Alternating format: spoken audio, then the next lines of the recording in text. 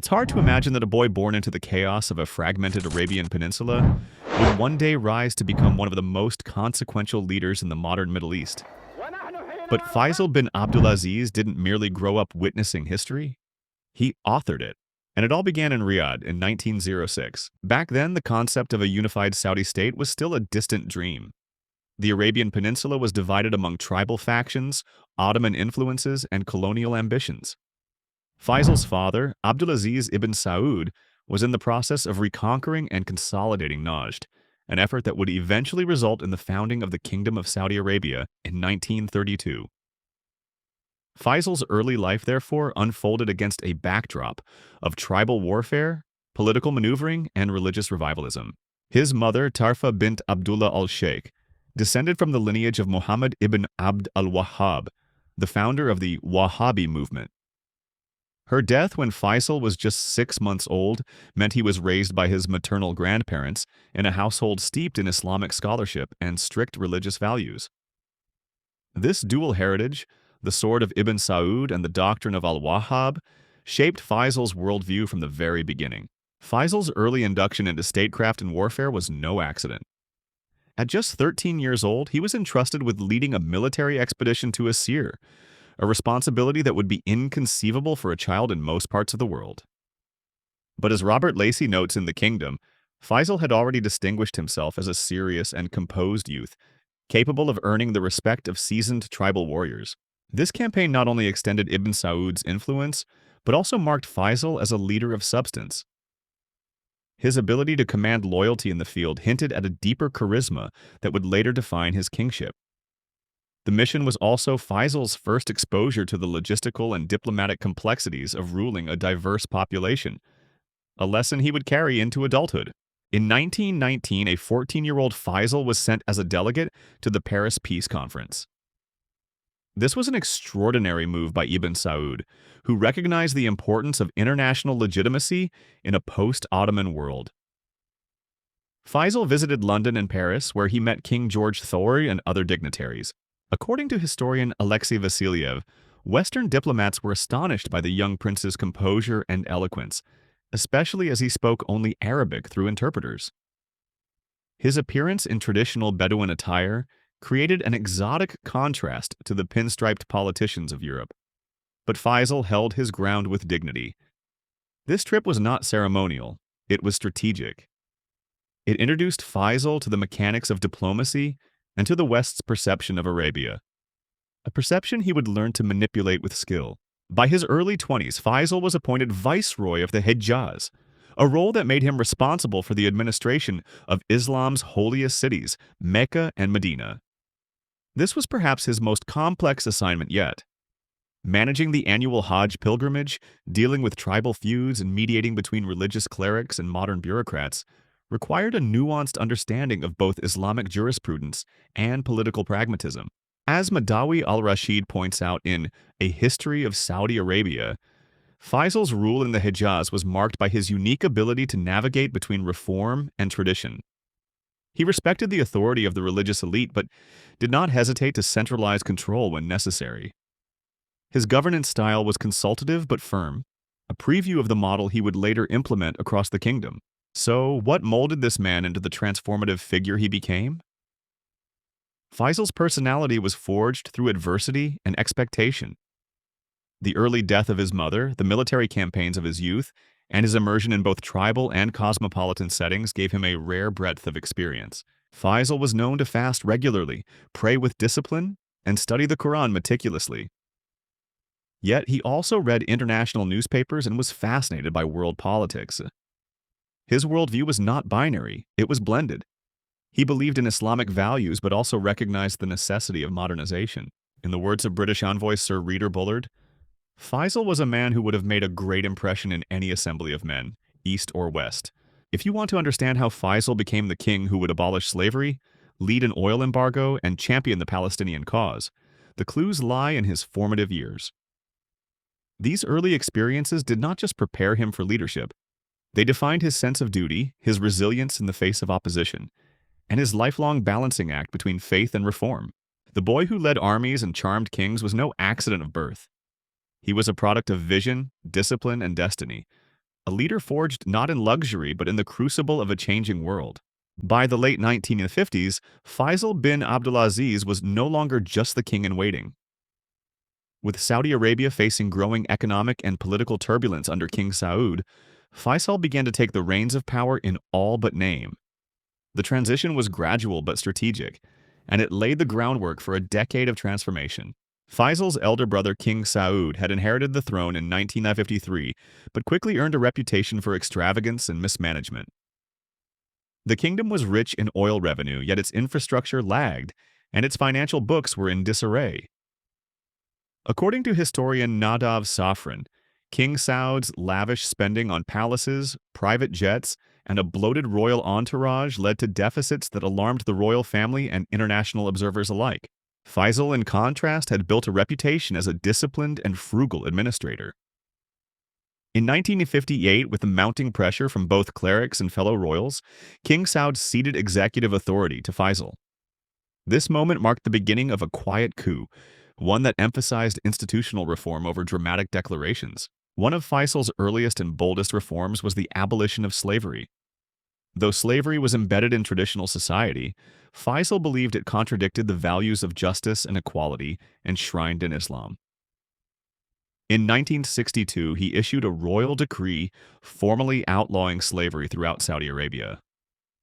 Compensation was offered to slaveholders to ease the transition, and a special committee was set up to oversee enforcement. As David Commons writes in the Wahhabi Mission in Saudi Arabia, this move met stiff resistance from conservative elites, but won Faisal international acclaim. The reform aligned the kingdom with global human rights standards and demonstrated Faisal's willingness to challenge entrenched interests for moral and strategic gains. Education was perhaps Faisal's most passionate cause. He saw knowledge as the key to national development and repeatedly emphasized the importance of educating both boys and girls. In one speech, he stated, "The ignorance of women leads to the ignorance of the nation."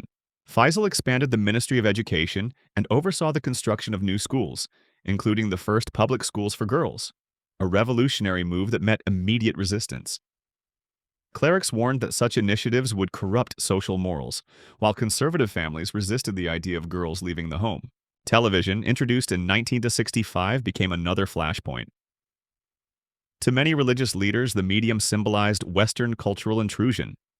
Protests broke out, including one led by Faisal's own nephew, Prince Khalid bin Musaid, who was killed in a confrontation with police. The tragedy shook the royal family but did not deter Faisal. He defended television as a means to spread Islamic teachings and modern education. As crown prince and later prime minister, Faisal embarked on the creation of a modern administrative state. He established the Ministry of Justice in 1970, bringing coherence to a legal system previously reliant on fragmented tribal and religious rulings. According to Alexei Vasilyev, Faisal also implemented the kingdom's first 5-year development plan in 1970. It outlined ambitious targets for infrastructure, healthcare, and education, supported by oil revenues. This plan marked a significant shift from reactive governance to long-term strategic planning. Faisal's reformist zeal inevitably brought him into conflict with the conservative religious establishment, or the ulama. Yet, Faisal was a master negotiator. He didn't confront clerics outright, but instead co-opted them. He framed reforms as congruent with Islamic teachings, often citing Quranic verses or hadiths to justify progressive policies. In her analysis, Madawi al-Rashid notes that Faisal maintained the legitimacy of the monarchy by keeping clerics inside the governing tent.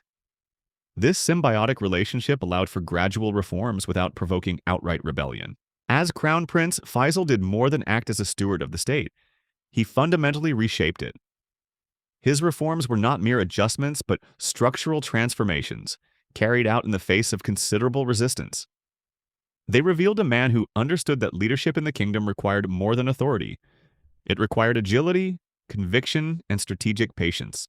This phase of Faisal's life was a rehearsal for his kingship. The trials he endured and the reforms he pioneered proved that Faisal was not just ready to lead, he was already doing so.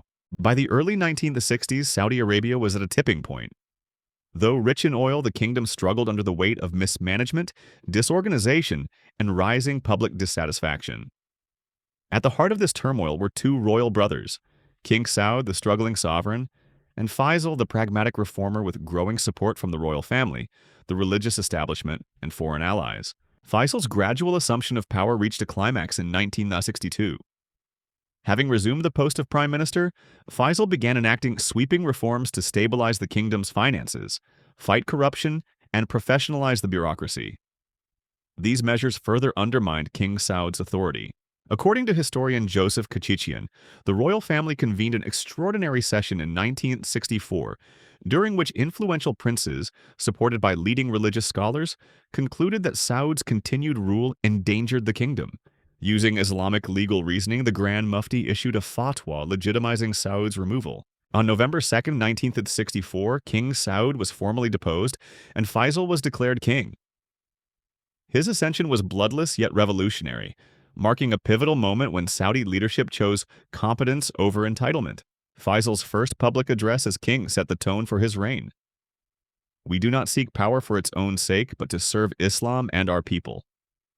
He declined lavish ceremonies and immediately resumed work, reflecting his belief that leadership was a sacred trust rather than a birthright. Unlike many monarchs of the time, Faisal emphasized servant leadership. According to Thomas Lippmann in Inside the Mirage, Faisal held open court sessions where citizens could petition him directly, a practice rooted in Islamic governance. One of Faisal's first challenges was restoring fiscal discipline. He slashed excessive royal stipends, reduced ceremonial expenditures, and reviewed all government contracts. Public employees who had gone unpaid under King Saud began receiving regular salaries. Oil revenues previously squandered were redirected toward long-term investments. He also created new ministries and empowered technocrats, inviting Saudi graduates of Western universities to serve in his administration. This marked the beginning of a new generation of civil service and policy planning. Though a modernizer, Faisal knew that religious legitimacy was essential. To ensure the clerics' support, he framed his reforms as consistent with Islamic values. For example, when asked about implementing new governance structures, he often replied, "There is no conflict between progress and Islam." The alliance between Faisal and the ulema was strategic. He allowed them significant influence over education and the judiciary, while they provided theological endorsement of his political leadership. As reported by Madawi al-Rashid, this symbiosis allowed Faisal to both modernize and unify the kingdom without sparking a religious backlash. Internationally, Faisal's rise was welcomed with cautious optimism. Western allies, particularly the United States and the United Kingdom, viewed him as a stabilizing force. Yet Faisal made it clear that Saudi Arabia would not serve as a passive client. As recounted in archival U.S. State Department records, Faisal often reminded his Western counterparts, "Our friendship is based on mutual respect. We are not to be dictated to." This balance of cooperation and autonomy became a hallmark of his foreign policy. Faisal's early years as king symbolized the convergence of tradition and progress. He retained Bedouin simplicity in his personal life, wearing plain garments, avoiding ostentatious palaces, but surrounded himself with data-driven advisors and development economists. As Alexei Vasiliev observes, Faisal was deeply aware that legitimacy could no longer rest on lineage alone. It had to be earned through results, consistency, and moral leadership, of values within Saudi Arabia. Where King Saud had ruled through grandeur, Faisal ruled through austerity. Where others placated power centers, Faisal navigated them strategically. In those first years as king, Faisal didn't just save Saudi Arabia from political collapse. He laid the foundation for it to become a coherent, credible, and consequential player on the global stage. His reign would only intensify in significance as the next chapter would prove. The world would soon witness how a desert kingdom could command global attention through the politics of oil, identity, and diplomacy. By the late 1960s, King Faisal had firmly established control over Saudi Arabia's internal affairs. But it was his international diplomacy that earned him a lasting legacy across the Arab and Muslim worlds.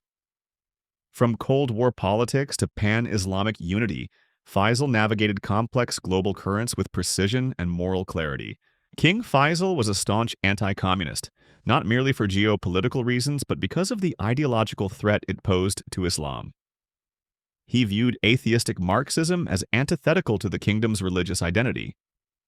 According to Thomas Lippmann, Faisal believed that communism's rejection of religion made it inherently incompatible with Saudi Arabia's values. This ideological stance naturally aligned Faisal with the United States during the Cold War. He deepened strategic ties with Washington, especially under Presidents Lyndon B. Johnson and Richard Nixon. Yet Faisal made it clear, Saudi Arabia was a partner, not a proxy. In diplomatic exchanges, he reminded U.S. officials that support should not be mistaken for submission. As he once told an American envoy, "We are your allies, not your subjects." Perhaps Faisal's most iconic regional rivalry was with Egyptian President Gamal Abdel Nasser. Nasser, the charismatic leader of pan-Arab nationalism and socialism, viewed the Gulf monarchies as archaic and beholden to the West. Faisal, in turn, considered Nasser's secularist rhetoric and Soviet alignment a direct threat to Islamic unity. The rivalry reached a boiling point during the North Yemen Civil War, 1962 to 1970. Nasser backed the Republican revolutionaries, while Faisal supported the royalist faction. According to historian Eugene Rogan, this proxy war became a Cold War flashpoint, drawing in regional and international powers. Despite their ideological divide, Faisal and Nasser shared a stage during the 1967 Arab League Summit. Following Israel's swift victory in the Six-Day War, the Arab world was shaken. Faisal used this moment to shift focus from pan-Arab rhetoric to tangible unity grounded in Islamic solidarity. Faisal's commitment to Palestine was unwavering and deeply personal. In numerous interviews and speeches, he described the Palestinian plight as a wound on the conscience of the Muslim world. He opposed both the 1948 partition and the Israeli occupation following the 1967 war. In 1969, Faisal spearheaded the formation of the Organization of the Islamic Conference, now OIC, following an arson attack on the Al-Aqsa Mosque. According to Alexei Vasiliev, Faisal saw the OIC as a platform to unite Muslim nations under a shared mission to support Palestine and defend Islamic holy sites. Faisal once declared, "There can be no peace without justice, and no justice while Palestine is occupied." His rhetoric transcended politics. It became a symbol of Islamic resistance to Western-backed Israeli expansion. Beyond Palestine, Faisal envisioned a new kind of solidarity among Muslim nations. He believed that while Arab nationalism had failed to unify the region, Islam could provide a common foundation. His foreign policy thus prioritized religious diplomacy, funding mosques and schools in Muslim-majority countries, sponsoring Islamic education, and offering aid to African and Asian Muslim minorities. In the words of scholar Yaroslav Trofimov, Faisal saw the Muslim Ummah not just as a religious ideal, but as a geopolitical force capable of counterbalancing Western dominance. Faisal's approach to diplomacy was marked by balance. While aligning with the U.S. against communism, he was careful not to alienate non-aligned states. He supported Pakistan during its conflicts with India, offered aid to Muslim communities in the Balkans, and even reached out to China before it became diplomatically fashionable. At the United Nations and in international forums, Faisal spoke with a quiet authority that combined religious conviction with political acuity. As British diplomat Sir Anthony Parsons recalled, he was the only leader in the Arab world whose words carried weight in every capital, from Washington to Rabat, from Islamabad to Cairo. As a diplomat and statesman, King Faisal redefined what it meant to lead a nation rooted in tradition in a rapidly modernizing world. He resisted ideological subjugation, challenged regional rivals, and articulated a moral vision that resonated with millions. Faisal understood that power did not lie in military might alone, but in moral leadership, strategic alliances, and unwavering commitment to justice. His voice was not the loudest, but it echoed the farthest. In the next chapter, we will witness how Faisal wielded not just words, but oil, turning the world's most valuable commodity into a tool for diplomacy, defiance, and transformation. If you're captivated by stories like this, don't forget to subscribe to Ancient Perspectives for more epic tales of history's greatest figures and moments. Hit the bell icon to never miss an adventure into the past.